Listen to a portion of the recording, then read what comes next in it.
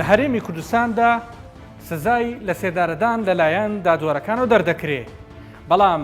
ئەو سزایەت جێبەجێ ناکرێت. حکومەکە دەگۆڕێت بۆ حکمی مانەوی هەمیشەیی لە زینداندا. بەشێک لە کەسوکاری قوربانەکان دەڵێن ئەو کەسەی تاوانی بەرامبەر ئەنجام داوین پێویستە یاسا سزای خۆی لێوەربگرێ و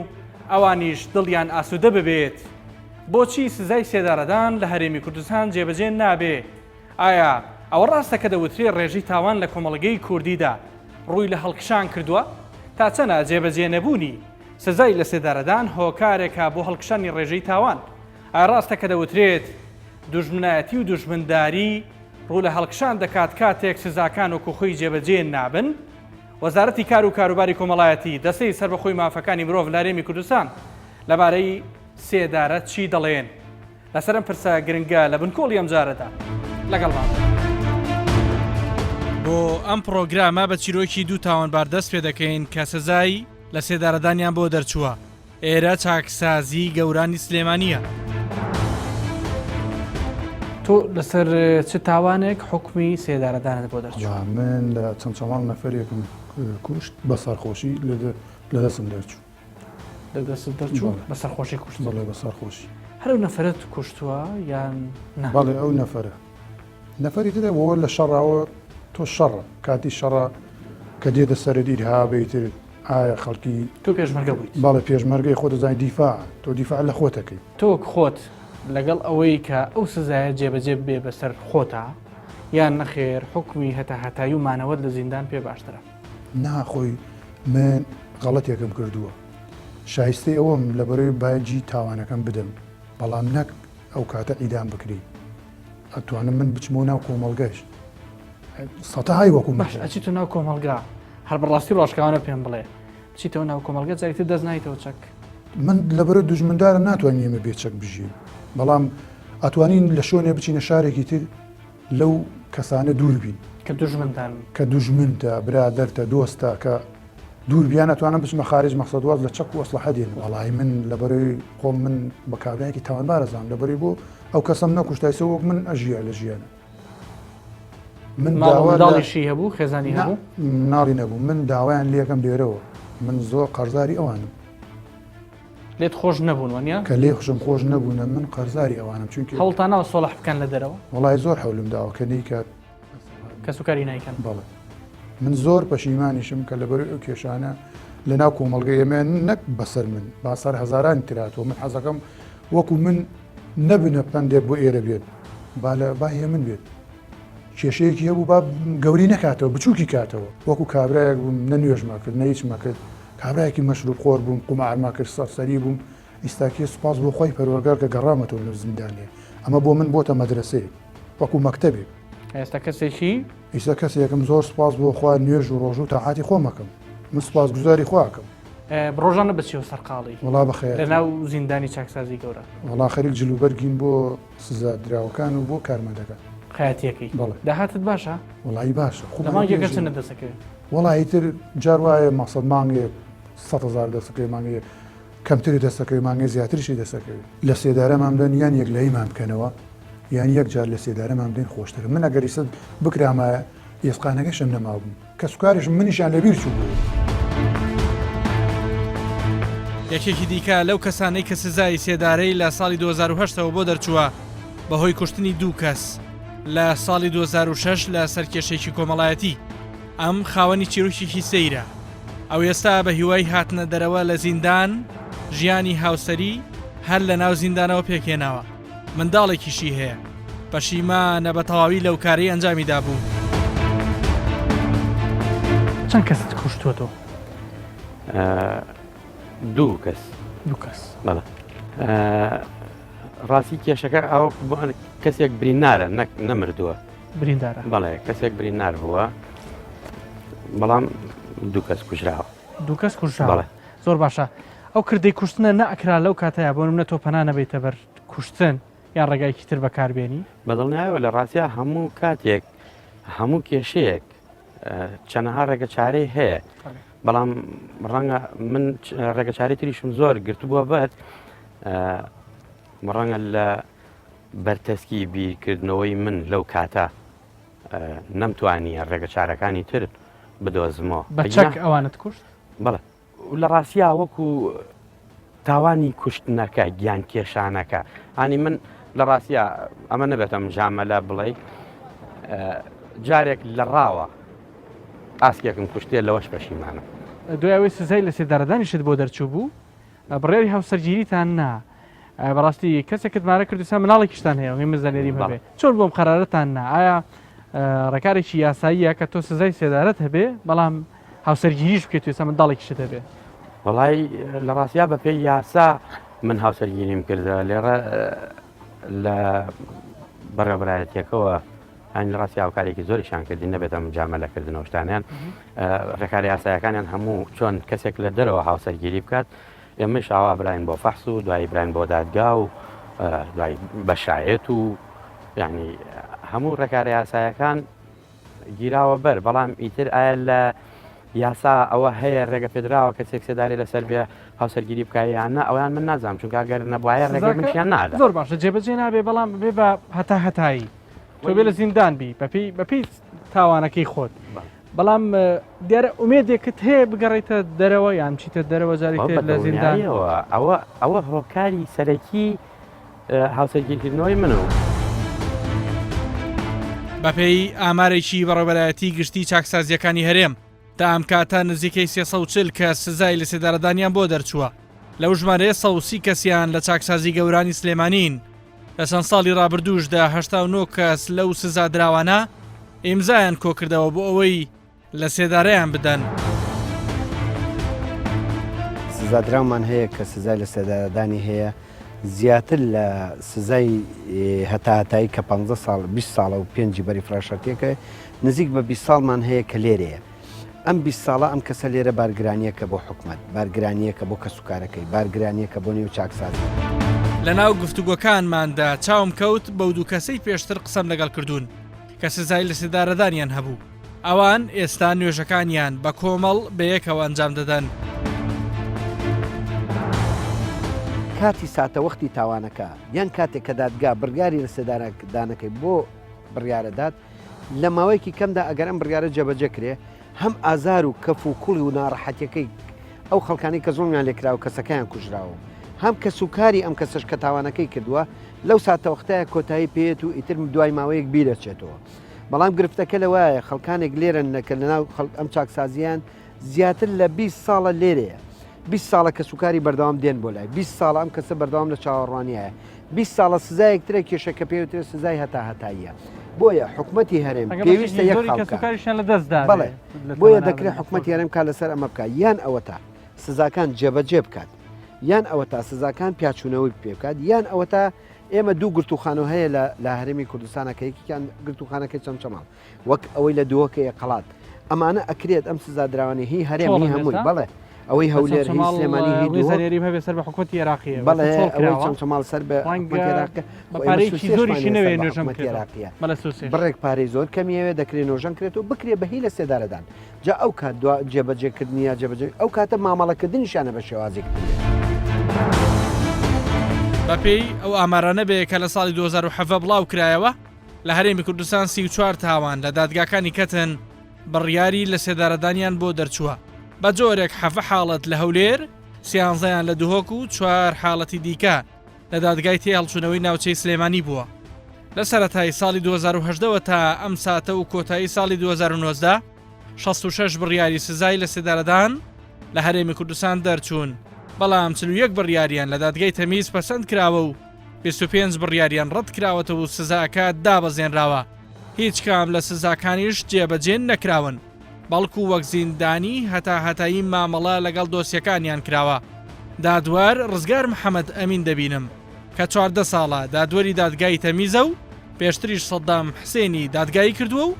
ئیمانی بە سزای سێدارە نییە ئەبێ دلیل و بەڵگەکان بە شێوەی قانونی تەواو کۆ بکرێتەوە ئێمە دلیلەکان شەر نییە بە شێوەی قانونی کۆ بکرێتەوە لە ئازال ئێمە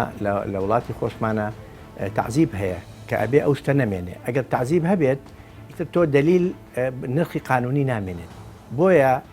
بینای حکومەکەش لەسەر دلیلی ناقانونی قورسە. تا چەنە سزایە کاتۆتە بەردەستی بەڕێستان لە دادگای تەمیز دلیلەکان وەک پێویست کۆ نەکراونەتەوە و دادوار سزای لە سێدارەدانی سەپاندووە بە بڕۆی جەناب دۆکو کاکاکەم ڕزگار پێدوا بووە شایەنیەوە نەبوو سزای لە سێدارەدان دەربچێت. وەڵا هەیە وەڵا زۆر داوا هەیە هاتووە من لەگەڵ ئیفراجا بووم یعنی لەگەڵ ئازادکردنا بووم نەک لەگەڵەوەی کەم کرێتەوە نەک لە سێدارەدان نەبێت یا کەم کرێتەوە لەگەڵەوە بووم ئازاد کرێت باشە جیاوازی هەرمەش نا لەوانەیە لە ناو هەیئەتەکە چەند کەسێکی ترسناک نییە لە ڕێی قانونیەوە بۆ نمونە کەسێک بە بڕۆی جەنابێت بەپێویست زانی و ئیفراج بکرێ بەڵام سزاکەی سێدارەیە خەڵکی کەش لەگەڵ تاجاری وا هەیە بڕئی وا بووە ئەمە دلیلی قانونی تەواو نییە بەڵام ئێوە دەمدان بچنێ 50 زایدیەکە چواردەدا دووەرە بەڕێزان 50 زایدێکە گەر نیوە زائیدیەک بڕیاری دا بۆ تەزیقی هەر بڕیارێک ئەوە زۆر تاوان کە ڕای گشتیە جوڵێنن هەست و زۆزی خەڵکە جوڵێنن ینی بە جۆرێک گەورە و قێزەونا ئەمانش هەر لە سێدارە نەدرێن من تەواو لای من کۆتایی هاتووە مەسلەی مەبدەئی ئەوەی کە لەگەڵ سزای لە سێدارەدان نیم لەگەڵی نیم بۆ هەر جۆرە تاوانێک بۆ هەر جۆرە تاوانێک بێت. جەنابتان لە دادگای باڵای تاوانەکان ئەو کاتەی دادگایی سەدام حسێنتان کرد کە لە سێدارە درا لە 2005 ئەو تێ زۆر ئارام لەگەڵ کەیسەکەی ڕۆشتن و لەگەڵ ئەوەش نەبوون سزای لە سێدارەدان تەنانەت بەسەر تاوانباریشی وەکو سەدام حسێن دەربکرێت کە تۆ مەبدەیەکیش قبوڵەکەیت مەبدەیەک بڕات پێیەتی کەسی لێ دەرناکرێت ئەو مەبدا ئەبێ بەسەر هەموو کەسێکا جێبەجێ بکەیت با سەدام حسێنیش بێت لەگەڵەوە بۆ ئەویش سێدارە نەبێت باڵێ لەگەڵ ئەدام نەبوو لەگەڵ ئەو سزایی کە دەرچویت پێ دوا بوو خراپ بوو لە حەقی کرا ناڵم خراپەیە باش حەق نییە بەسەرەوە من بڕوان بە لەسای لە سێدارەدان نییە بۆ ئەویش کە گفتوگۆتانە کرد بۆ نمونە هەرگیز بە دەر لە ژووری محکەمە لە شوێنەکانی دیکە ئەتبینی سەدام حسێن نەوەڵا تەنها لە بەڵێ نەمەویست بەجیا کۆ بمەوە چونکە لە پرەنسیپی ڕاستی قەزایی ئەوەیە کە نابێ بەجیا لەگەڵ لایەک لە لایەنەکانی قەزیە کۆ ببیتەوە. کاتێ دادگای سەدام تەکرد لە بەردەمت بوو لە قەفەزی تیام بیری ئەو تاوانانت ناکەوتەوە وەکو دادوەرێک ئەمە زۆر ئەنجامیدا ئەمە زۆر بابەتێکی گرنگە بۆ دادوەر یەکێک لە هەرە عمودەکان یا ئەرکانەکانی سەرەکی بۆ دادوەر ئەوەیە کە بێلایەن بێ نابێت شتێک لە دڵیا بێت نابێت لەژێر سۆز و هەستی ئەوە بێت چکە ئەو کاتە تۆ لایەنی دادوەریەکەت خەلەلی تێکەوێت و بڕیارەکەشم نرخی نابێت بۆیە من لەو کاتانە زۆر بە مجەڕەدی سەیری بابەتەکەمە کرد وەکو کەسێک کە نایناسم. ستافی پرۆگرامی بنکۆڵ ئامادەی دانیشتنی یەکێک لە دانیشتنەکانی دادگای تێهەڵچوونەوەی ناوچەی هەولێر دەبێ کەیسەکە هەوڵدانە بۆ کوشتن تۆمەتبار و تاوان لە دژکرا و ئامادەن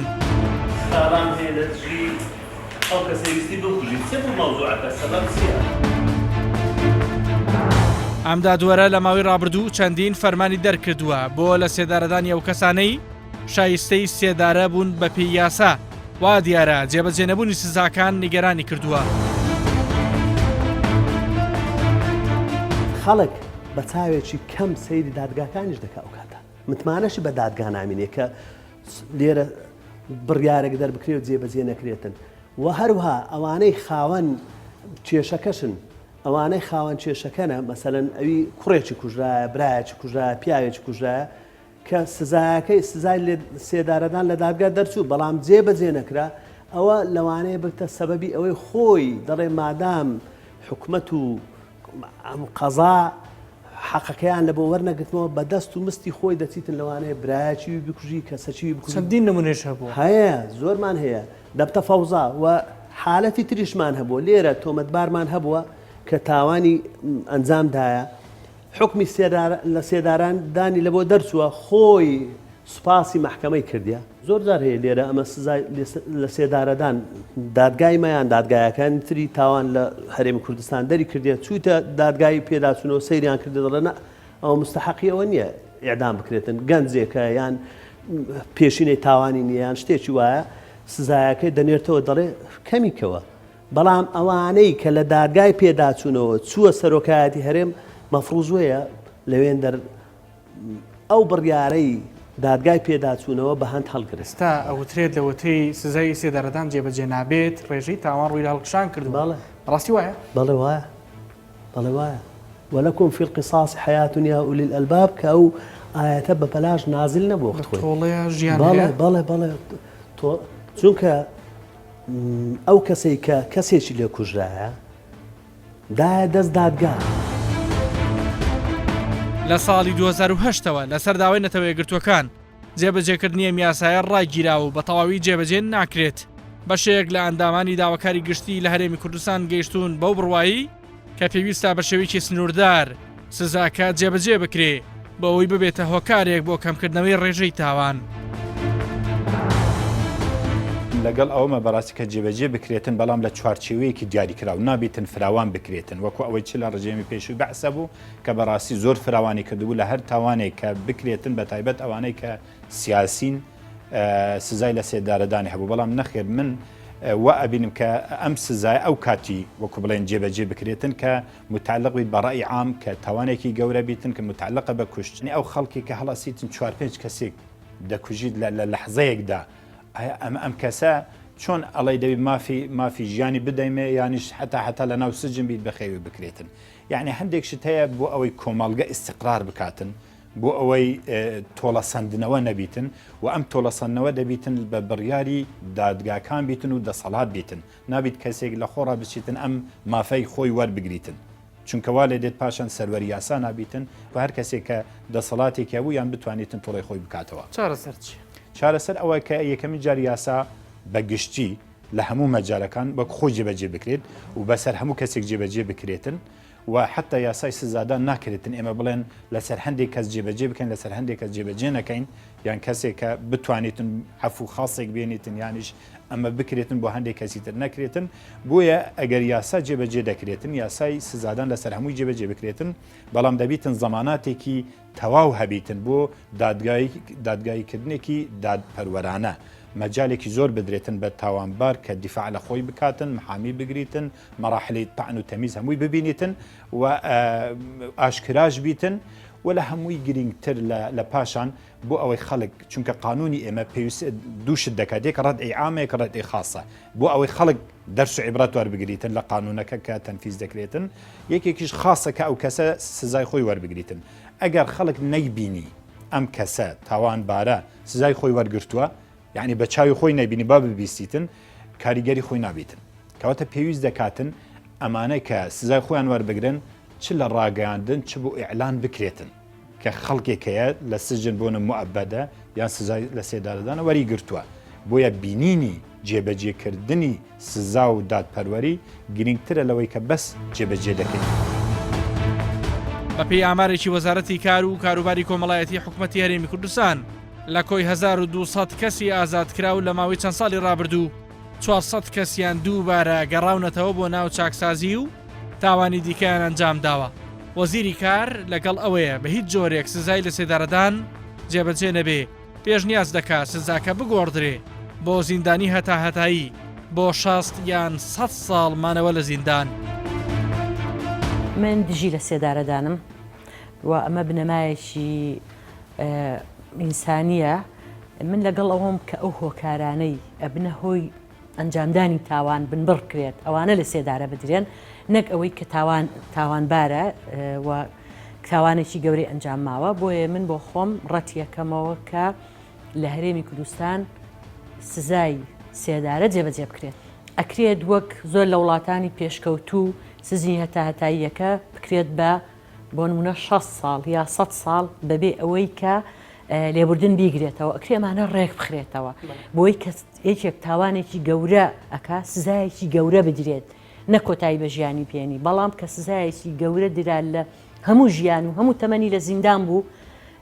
ئەوە گەورەترین سزایە بۆ کەسە. بەڵام هەندێک جۆری تاوان هەیە ئەوە تێ سزاکەی ڕەنگە تەنها لە سێدارەدان ڕەنگە جۆرێک لە سەبووری بەدڵی ئەو کەسانە بات کە تاوانەکان بەرامبەر کراوە 4 کەسی ماڵێکی کوشتووە دەستێژی کرێتە سەر کچێکی منداڵی بچووک و دواتر کوشتوێتی ئەمانە بهێڵیتەوە تا هەتاهەتایە ئەمە بۆ چاکسازی نییە ئەوەی کە هەتاهەتایە مایە ئەوەی تر بەرنابێت ئەمە بۆ چاکسازی نییە جارێکە بیگەڕێنیتەوە ناو کۆمەلگا من پێشتر باسم کرد ئەمانە نابێت لێبوردن بیانگرێتەوە. دەستەی سربەخۆی مافی مرۆڤیش بە هەمان شێوەی وەزارەتی کار لە زاری سەرۆکی دەستەوە داواکارن تەنانەت سزاکە لە ناو یاساکەش بوونی نەمێنێ و لا ببرێ دادوەرەکان سزاکە هەردەر نەکەن. سێدارەدان ئێستا بوونی نەمایە لە ناو کۆمەڵگای نێودەوڵەتی و بە تایبەتی ئەم وڵاتانەی کەوا دیموکراسیەتە پرۆسی سیاسیەکەیان و ئەیانەوێ ڕێز لە مافەکانی مرۆڤ لە نیوەی ویلایەتەکانی ئەمریکا جێبەجێ بێت. بەڵێ لەبەر ئەوە ئەم مەوزوعە دوو دیوی هەیە، یعنی بەعزە وڵات پێشکەوتووە و ڕێکاری سیستمی یاساییەکەیان یاخو سیاسیەکەشیان پێشکەوتۆ، بەڵام لەگەڵ ئەوەشدا ئەم یاسایە جێبەجێ ئەکرێت بۆ بەعزە خەڵک مردن بۆیان ئیستیراحەتە، بەڵام هێشتنیان نەک بەس بۆ خودی خۆیان بەلکو بۆ خەلکانی تر کە ئەزانن ئەوە تا ئەوانەی ئەم تاوانە قورسە ئەنجامیان داوە و هەتا ژیانن وا ڕسوان لە ناو سجن ڕەنگە ئەم ڕەدعە بەقووەتربی لەوەی کەوا ئەنجامدانی لە سێدارەدان و مردنیان ئەڵێ من باشە بەگەر بمرم ئیستراحەت کە بەڵام من هەموو ژیانم ڕسوە ئەبم لە ناو سجنە، ڕەنگە ئەمە ڕەدعتربی لەگەڵ ئەوەمە لەگەڵ سێدارەدان نیم، ئەوە قەتعیە لای منتی هەیە، من لەگەڵ بوونی ئەو سیزایە لە تەشریعاتی وەتەنی نیم، لە ناو تەشریعاتی شانەمینێ. لە کۆمەڵێک دەقی ئاینی پیرۆزی ئیسلامیشدا بەڕوونی ئاماژە بۆ وەرگرتنەوەی ماف کراوە لەلایەن خاوەن مافەوە، هەرچەندە ڕێگایەکی زۆریش بۆ ڕێکەوتن و ئاشتەوایی دانراوە. ئەم مامۆسایی کۆلێژی یاسای زانکۆی سەلاحەدین کە لە هەمان کاتدا مامۆسای ئاینیە دەڵێت جێبەجێنەکردنی سزاکە ڕێژەی ئەنجامدانی تاوانی زیاد کردووە. کەسێک ئەگەر بەبێ هیچ هۆکارێک دەستی خستە خوێنی کەسێک ئەو شانی کوشتنەوەی بەڕاست دەروێت تاوانەکان زۆر لەو خورسترن تەنها بەرامبەر کەسێکی ئەنجام بدرێت بەتاکید دەروێت کۆتایی هێنانە بە ماڵێک هەر خۆی کە کەسێکی کوشتنی زۆرە کە لەم دۆیە ئەنجام بدرێت. بەتاکید خوای گەورە لە قورئان فەرموویەتی من قتل نفسا بغير نفس أو فساد في الأرض فكأنما قتل الناس جميعا. يعني کەسێکی کوشت بەبێ هیچ مافێکی لەسەر ئەو کەسا هەبێ وەکەوابێ هەموو خەڵکی کوشتوەتە مشای تاوانەکە زۆر گەورەیە کە کەسەکەی کوشت ئەو منداڵانە یەتیم ئەبن خێزانی بێوەژن ئەبێ داکی جەرگ سوتا و باوکی جەرگ سوتاوە ئەبێ ینی مجتەمەعەکە کارمەندێکی ئازا و لێهاتوو باش لەدەست ئەدا کەواتە ئەو کەسە شایانی کوشتنەوەیە بەڕاستی. ئادەم لێبوردەییش هەبێ ئێوە لەگەڵەوانین کە ئەو کەسانە پێک بێت سۆڵح بکەن ینی پێشەوەی تۆڵە وەربگرنەوە لە ڕۆژ شەرعەوە خوای گەورە باسی کردیە فمن عوفي له من أخيه شيء فاتباع بمعروف أو أداء إليه بإحسان. ئەگەر کەسێک لێکی خۆش بوو عفوی کرد ئەوە ناکوژرێتەوە بە شەرتێک ئەولیای مەقتول فقط جعلنا لوليه سلطانا فلا يسرف في القتل. خوای گەورە باسی کردی کە سوکاری مردووەکە کوژراوەکە بۆیان هەیە عفویکەن و لێ خۆش بن، ئەگەر عفویان کرد و لێ خۆش بوون ئەوە ناکوژرێتەوە، ینی شەرعی خوا ئەوەیە ناکوژێتەوە. ئەی کوشتنی بە ئەم قەست و غێر ئەم قەست طبعا عمدی غێر قاتلمان زۆر هەیە، قەتلی عەمدمان هەیە، شوبە عەمدمان هەیە، خەتەمان هەیە، جاری مەژەل خەتەمان هەیە، قەتل بیتەسەبەبمان هەیە، ئیلا قەتلی عەمدی عودوان کە کەسێک بەناحەق کەسێک بکوژی ئەوە دەکوژرێتەوە. ئەوانەی بێ لە سێدارەدان بێ جێبەجێ ببێ جێبەجێ بکرێت بە تاکید. ئەوانەی تر ئینجا خەتە ئینجا جاری مەژەل خەتە ئەوانە ناکوژێتەوە بەس خوێنی لێوە. ڕێکخراوی ئەمنستی ئینتەرناشنال لە ڕاپۆرتێکدا ڕیزبەندی وڵاتانی بڵاو کردەوە کە لە ساڵی ڕابردووی 2010دا زۆرترین سزای لە سێدارەدانیان تێدا جێبەجێ کراوە. عێراق لە پلەی پێنجەمدایە، ڕیزبەندیەکەش بەم شێوەیە. چین 1000 کەس، ئێران 253 کەسی لە سێدارەداوە، سعودیا 149 کەس، ڤێتنام 85 کەس، عێراق 52 کەس. بۆچوونەکان لەم پرۆگرامەدەدا بەش بوون لە نێوان ئەو کەسانەی لە بنەڕەتەوە لەگەڵەوەدان سزای لە سێدارەدان لە ناو دەقە یاساییەکانی دادگاکان و لە بەردەستی دادوەر هەڵبگیرێ سزاکە دەرنەکرێ. هەندێکی دیکەش لەگەڵەوەدان هەر لە کاتی دەرچوونی سزای لە سێدارەدان جێبەجێ ببێ بۆ ئەوەی ڕێژەی تاوان لە کۆمەلگەی کوردیدا ڕوو لە داکشان بکە. بەڵام هەندێکی دیکەش وا دەڵێن بۆ ئەوەی ڕوویکی جوانتری هەرێمی کوردستان پیشانی دنیای دەرەوە بدرێ پێویستە زیاتر مافی مرۆڤ و دیموکراسی ڕەچاو بکرێ و سزای لە سێدارەدان لا ببرێ. تا بەرنامەیەکی دیکە مولای لە خۆشیابن. خۆتان لەگەڵ.